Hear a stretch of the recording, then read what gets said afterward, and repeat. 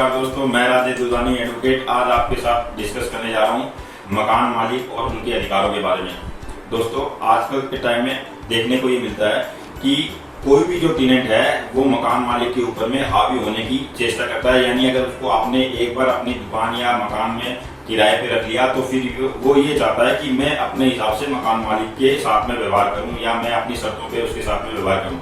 लेकिन ऐसा नहीं है दोस्तों। मकान मालिक की सुरक्षा और मकान मालिक की सहायता के लिए रेंट कंट्रोल एक्ट में बहुत अच्छा प्रावधान है।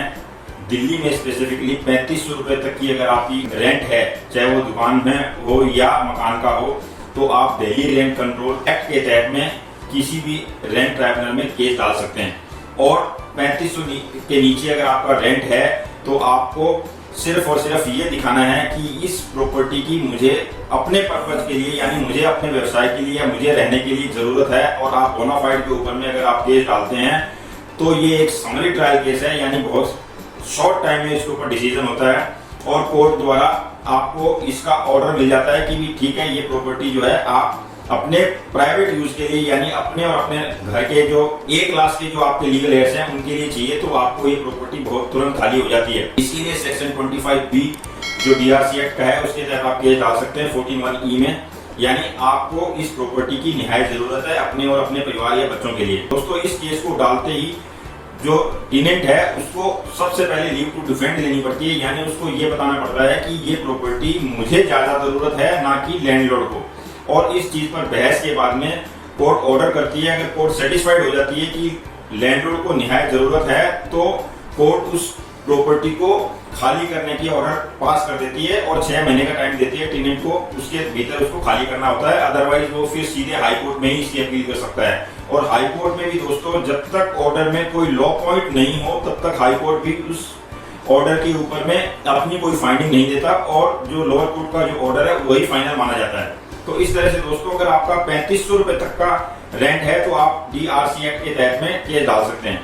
और अगर आपका रेंट 3500 से ज्यादा है तो फिर दोस्तों आपको सूट फॉर पोजेशन यानी सिविल कोर्ट में आपको सूट फॉर पोजेशन का सहारा लेना पड़ेगा। सूट फॉर पोजेशन के तहत दोस्तों आपको जो प्रॉपर्टी की वैल्यू है सर्कल रेट के हिसाब से, उस हिसाब से आपको कोर्ट फी देनी पड़ती है और उस कोर्ट फी को देने के बाद ही आप सूट दाखिल कर सकते हैं। इसमें भी आपको काफी जल्दी मकान या दुकान जो है खाली करने का ऑर्डर मिल जाता है, क्योंकि अगर आपका टेनेंट इस बात को एक्सेप्ट करता है कि मैं इस प्रॉपर्टी में टेनेंट हूं, तो फिर उसके पास में कोई डिफेंस नहीं बचती, क्योंकि tenant is always a tenant, यानी वो और कोई प्ली नहीं दे सकता। और कोर्ट उस केस में भी बहुत जल्दी उसको मकान या दुकान खाली करने का ऑर्डर पास कर सकती है। और ये भी पास कर सकती है ऑर्डर की अगर आपने ऑर्डर के बाद में ये मकान या दुकान खाली नहीं किया तो किराया एक तय कर सकती है। उस किराए को आप जब तक आप मकान या दुकान खाली नहीं करते हैं तब तक आपको वो भी देना पड़ेगा विद इंटरेस्ट। और अरियर जो आपने क्लेम किया है वो तो विद इंटरेस्ट मिलेगा ही। इस तरह से सूट फॉर पोजेशन के तहत आप सिविल केस में जाके 3500 रुपए से ऊपर का अगर किराया है तो केस दाखिल कर सकते हैं और 3500 नीचे DRC एक्ट में।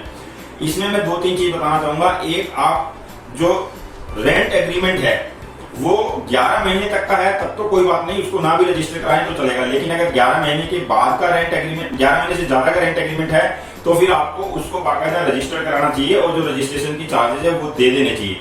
इसी तरह से लीज में कई बार प्रॉपर्टी दी जाती है तो वो 3 साल की बनती है, उस लीज डीड को भी आपको रजिस्टर कराना चाहिए। कई बार प्रॉपर्टी लाइसेंस के ऊपर भी दी जाती है जिसको लाइसेंस डीड कहते हैं। तो इन तीनों ही तरह के केसेस में आपको अपनी डीड या अग्रीमेंट को रजिस्टर कराना चाहिए, जिससे कि आपकी अगर केस डालने की नौबत आती है तो कोर्ट में उसकी वेटेज बन जाती है। लेकिन उसमें आपको रजिस्ट्रेशन के जो चार्जेस है वो देने निहायत जरूरी होते हैं। अब दोस्तों एक मॉडल टेनेंसी एक्ट जो है वो अब सरकार लाने जा रही है। तो अगर वो एक्ट आ जाता है तो उसके बाद में किराएदार और मकान मालिक के बीच में ये जो केसेस हैं वो काफी मात्रा में कम हो जाएंगे, क्योंकि वो स्पेसिफिक एक ट्राइब्यूनल बन जाएगा और उसमें जो प्रावधान रखे गए हैं वो इतने क्लियर कट हैं जिसमें कोई भी आदमी ये हिम्मत नहीं कर पाएगा कि मकान या दुकान जो है किराए पे लेके उसको मैं खाली ना करूं। क्यों? उसमें 2 महीने की आपको सिक्योरिटी डिपॉजिट है और अगर आपने मकान या दुकान खाली नहीं किया तो फिर आपको 4 गुना भाड़ा देना पड़ेगा जब तक आपने मकान या दुकान खाली नहीं करवाया है। और कोई भी अग्रीमेंट रजिस्टर करवाना जरूरी है और वो जिला किराया प्राधिकरण के तहत उसको जमा भी कराना बहुत जरूरी है।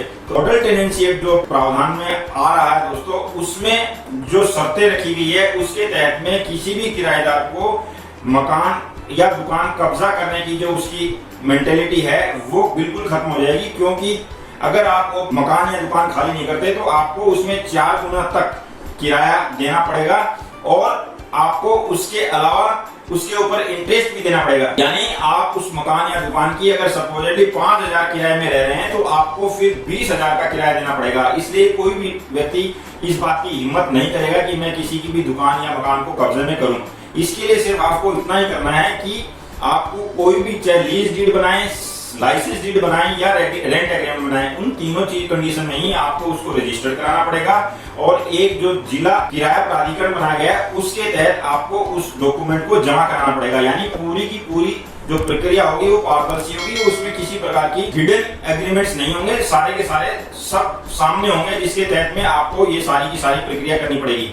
तो दोस्तों ये मॉडल टेनेंसी एक्ट जब आ जाएगा उसके बाद में मकान मालिक और ये जो किराएदार हैं इनकी झगड़े काफी कम हो जाएंगे और इस तरह के केसेस भी कम हो जाएंगे।